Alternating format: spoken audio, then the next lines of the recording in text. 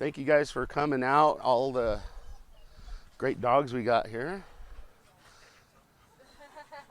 And Enzo.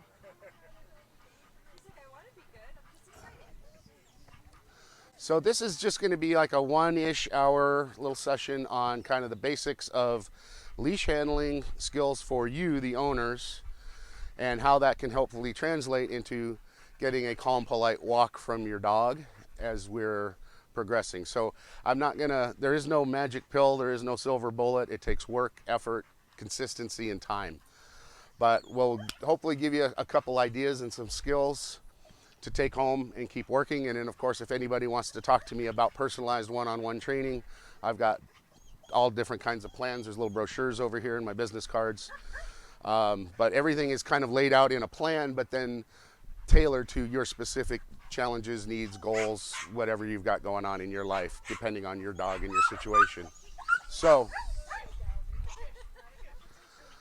when I talk about leash handling, a lot of it is the human, right? And how we use this to interact with our dog. A lot of people think of the leash as a way to control our dog, right? Enzo over there, he's pulling, right? You know, I got to have some kind of control. Reset your thinking to, this is how I'm going to communicate with my dog. Okay, this is a communication tool. It tells the dog when he's doing the right thing and when he's doing the wrong thing.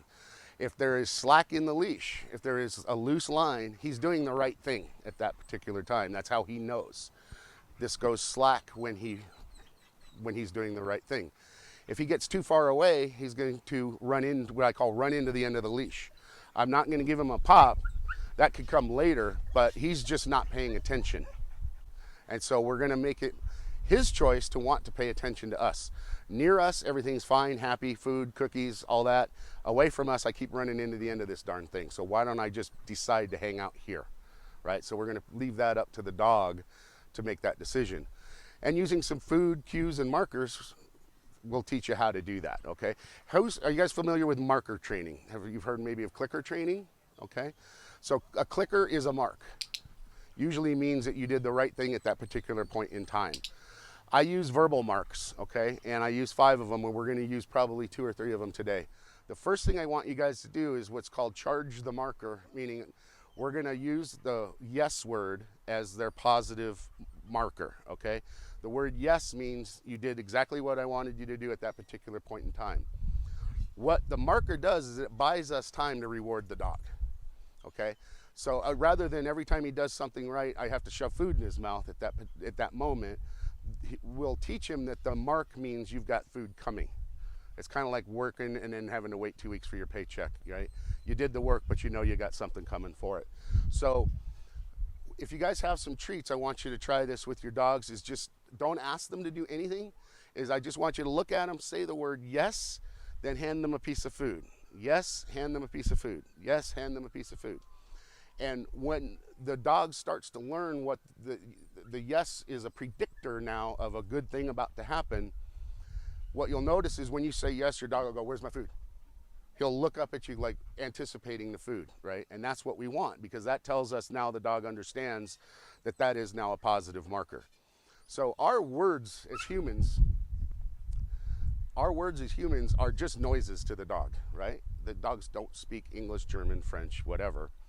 And they're noises until we give them meaning. And then that's why I just say the word yes is now going to mean you did the right thing at that time. It could be apple. I don't care what the word is, right? As long as we tie that word to a positive outcome.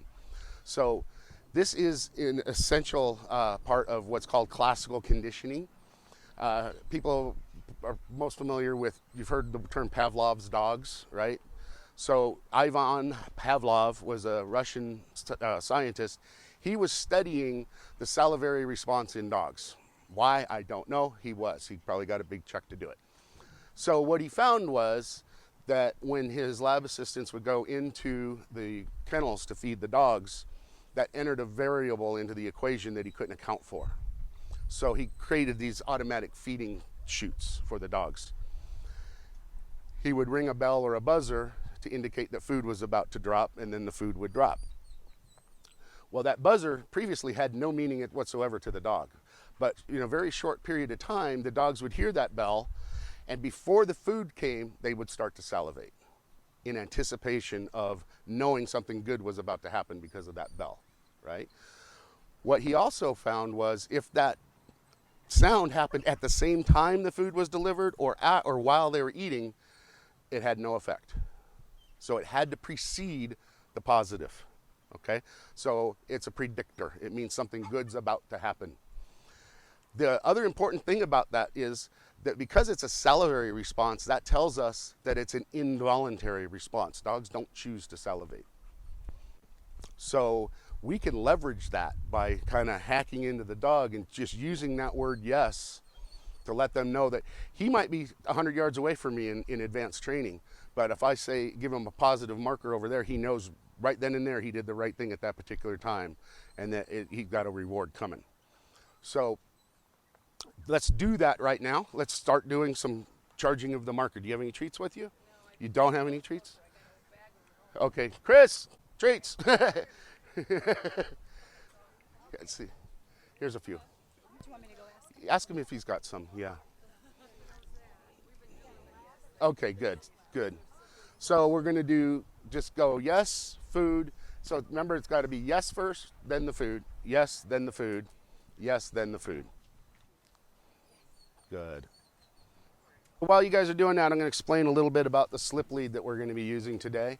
Harnesses I see on some of your dogs, and I see slip chains on others, and that's all great. Harnesses are fantastic for a dog who pulls and you don't know what to do about it, okay? It's the safest way to deal with a pulling dog. You don't want a dog on a flat buckle collar pulling. Uh-oh, well, free bonus.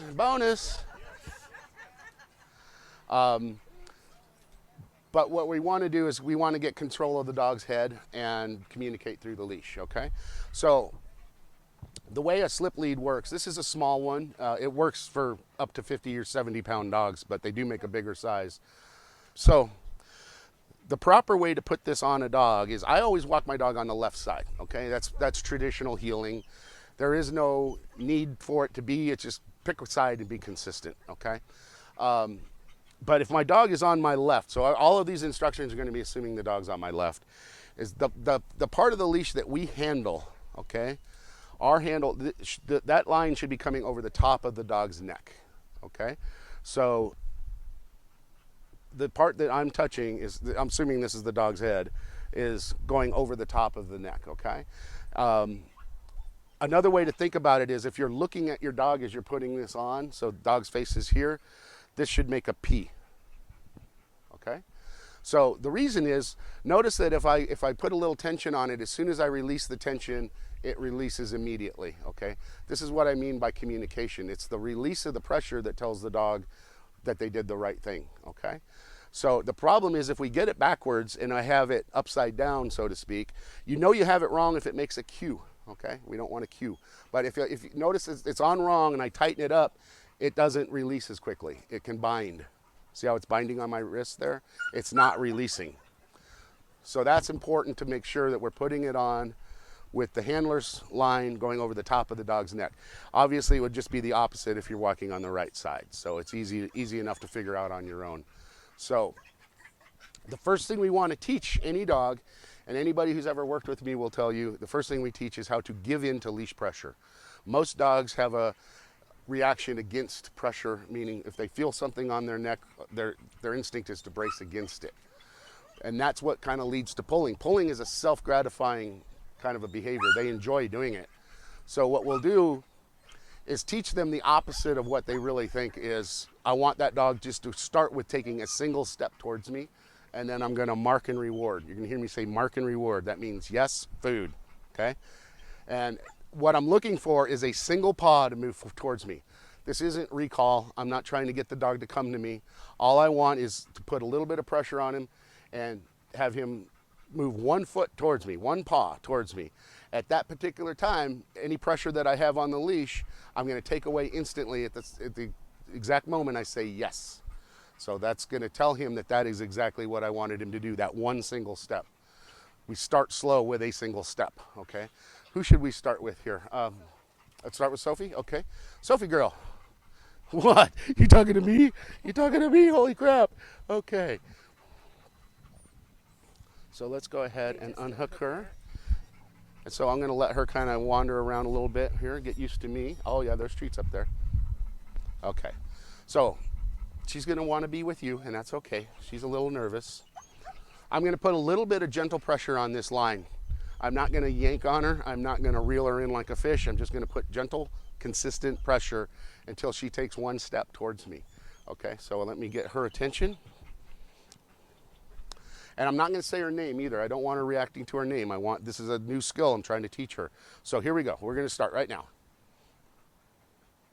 Gentle pressure. She's looking at her mom like, what the hell's going on? Notice I'm not increasing pressure. I'm just holding, yes. That's all I needed right there. Did you see how her head came around to me? Okay, so we're going to do a little more pressure. She doesn't understand it yet, but she's going to figure it out pretty darn quick. Yes. See, as soon as that foot moved, I take off the pressure and I say yes. And mark and reward. Hey, it's okay. Come on, mama. All right, so she wants to go with you. That's okay. This is a little unfair only because she's not used to being worked, separate from you. But I'm going to get her. Yes. Yes. There you go. Good girl. Okay, so now I'm going to try to get her a little bit away from you. So we're going to do this one more time. She's looking at mom. Pressure. Yes. Good girl.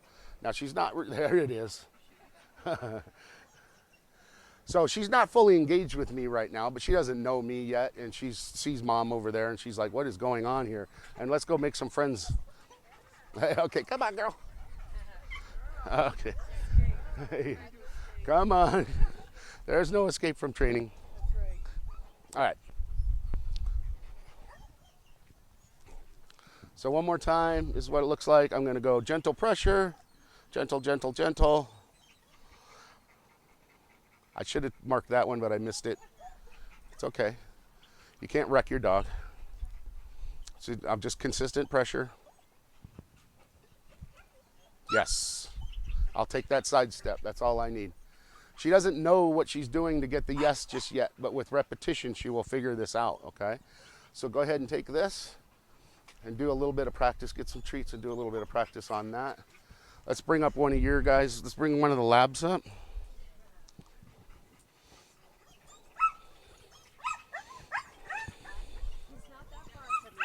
It's okay. Hey, Bubba. Wait. Don't take it off until this new one's on. Hey, Bub. I know, we got treats. There we go. That's okay. We'll just. And we could theoretically do this with your chain, but I'm going to do it with this.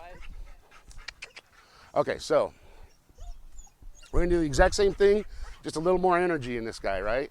So we're going to see if we can get him to go. Okay, he wants to play with the line. That's normal. He's going to object. That's normal.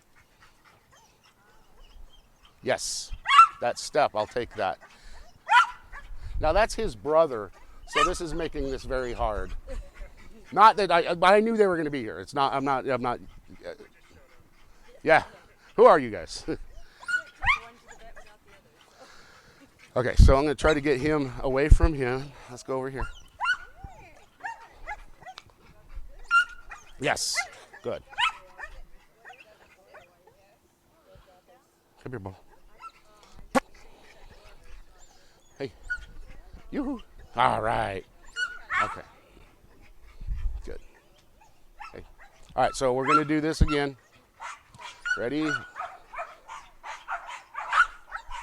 Ready? I need you. Pay attention. You're in school. That's okay. I like to get to work with the harder dogs first, because it works on any dog. It just takes a little more time. So I'm going to get him to take a step towards me. Yes, good boy. And then you can be a little effusive with that. And then also, when the dog's under stress, a lot of times they won't take treats, but you can still give the appraise and the pet. Okay. So if a dog is really stressed, or in a fearful state, they absolutely will not take a treat. Sometimes when they're just super excited, they won't take a treat. My dog, when I take him to the regular park and we do our drills, he's kind of engaged, and I'll hold out a treat and he'll literally sniff it and go, let's go to work. He wants to work. Okay. So don't be alarmed if you do this and they're not into the treats. You can still give the affection and praise. All right, so. Yes, good. So he's engaging and then disengaging, but that's normal. He doesn't know me. And his brother's over there. Hey, buddy. Yeah. Ready? Here we go. Yes, good. Hey, buddy. Now he'll do this better for you. So why don't you take him, and we'll give that. Go over there, do a couple drills. Nope, take it.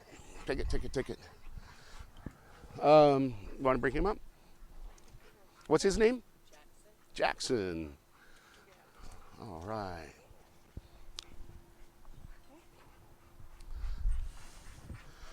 So we'll go ahead and. You're a good boy. How old's Jackson? He's 2. 2. Good boy. He gets beat up by his younger dog all the time. Does he? Hey, how you doing? The older dog. Who's Yeah. See, he's not sure, right? That's okay. Hey, Bubba. Nice thing about a slip lead is you can make it as big as you want and just kind of lasso him. That's okay. Good boy. Good boy. Okay, so we're going to do the exact same thing, guys.